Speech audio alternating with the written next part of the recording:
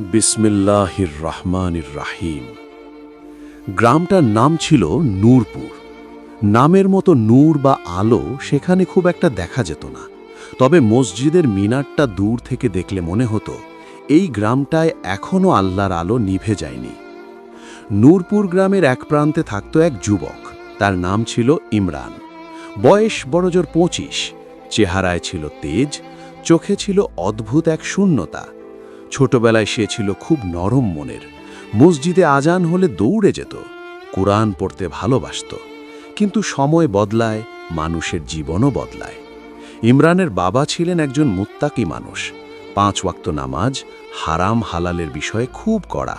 তিনি প্রায়ই ছেলেকে বলতেন, বাবা, দুনিয়া ক্ষণস্থায়ী, নামাজ ছাড়লে সব ছাড়বে।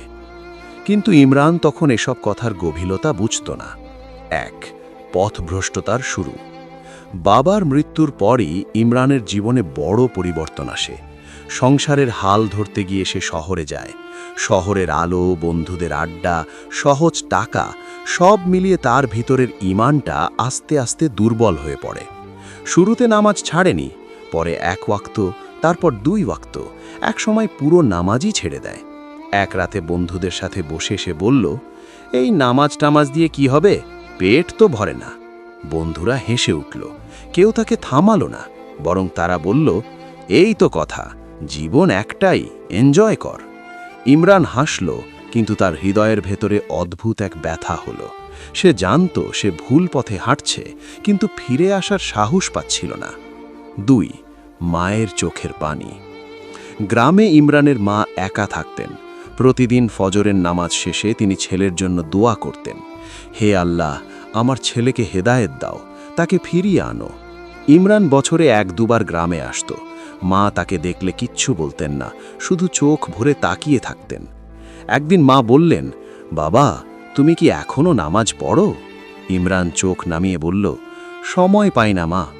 মা কিছু বললেন না, শুধু চোখ মুছলেন। সেই চোখের পানিতে ছিল হাজারো না বলা কথা। 3. এক অন্ধকার রাত। এক রাতে শহরে ভয়াবহ ঝড় শুরু হলো, বিদ্যুৎ চলে গেল। ইমরান একা তার রুমে বসেছিল।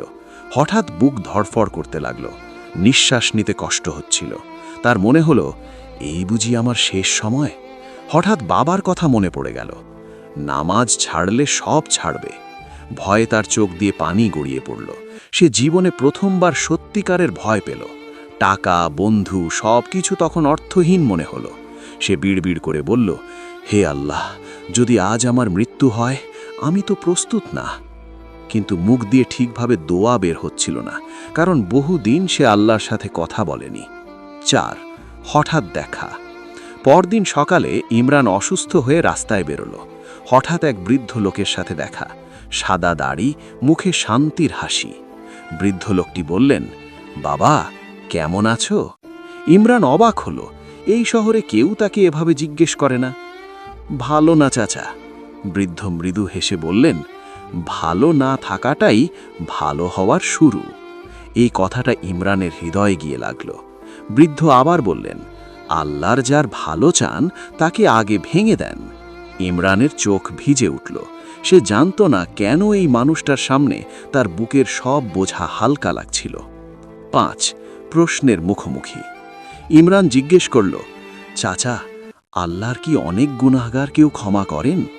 বৃদ্ধ সরাসরি তাকিয়ে বললেন, আল্লাহ তো নিজেই বলেছেন, হে আমার বান্দারা, তোমরা নিজেদের উপর জুলম করলেও আল্লাহর রহমত থেকে নিরাশ হইও না।